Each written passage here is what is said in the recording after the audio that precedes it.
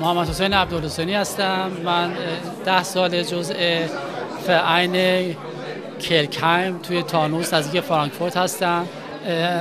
من کارم معمولا کارهای هنری که انجام میدم. حدوداً 15 سالی که تو آلمان در این کار فعالیت دارم و کارهای اصلی منم مجسمه سازیه که از طریق خرده آهنا این کارها رو انجام میدم. امسال به ما تما دادن که راجع به عدد 7 یه کاری انجام بدیم، نقاشی کنیم یا مجسمه بسازیم. من برای این تما سفره 7 سین ایران رو انتخاب کردم که اینجا به نمایش گذاشتم و توضیحاتش هم راجع به هر سینی که روی میز گذاشتیم دادیم به مردم. و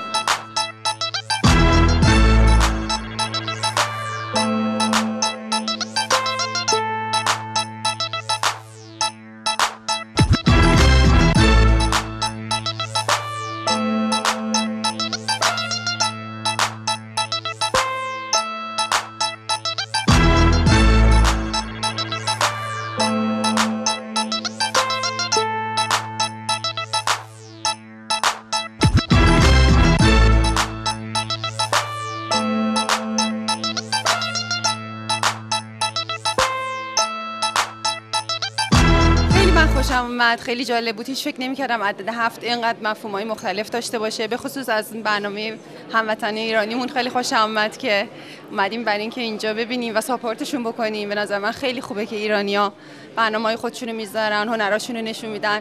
به قول معروف هنر پیش ایرانیان است و بس. خیلی عالی بود. مرسی. باعث خوشحالی من شد که فرهنگ ایرانو با هنرهای اینجا تطابق داده شده و مردم میتونن آشنا بشن. خیلی خوشحالم، افتخار میکنم که هموطن ایرانیمون یه قسمت از اینو به عهده گرفته و بقیه‌اش هم خیلی قشنگ. آره خیلی قشنگ بود، رنگاش رو بعد همه چی قشنگ.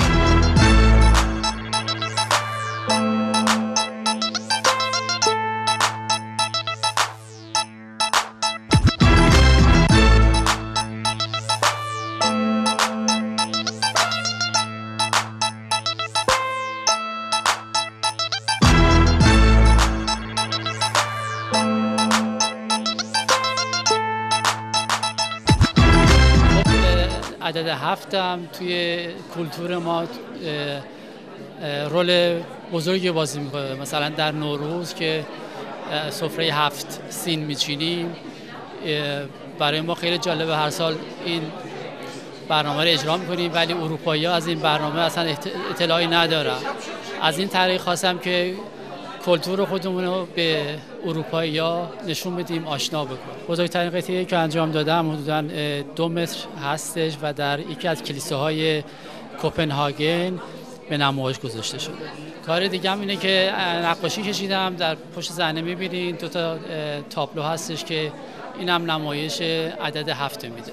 عدد 7 البته نمیشه دید، نمی‌بینه. باید عددا رو با هم جمع کرد که به عدد 7 بدم برسه.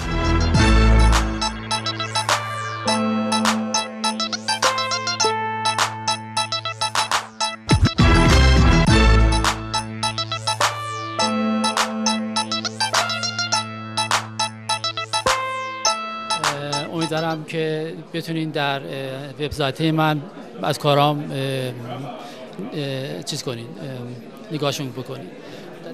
و همونطور میخواستم از PDF چانل خیلی تشکر کنم که زحمت کشیدن و به این برنامه اومدن و اینو به دوستان و ایرانی توی خارج از کشور نشون میدن. خیلی ممنون.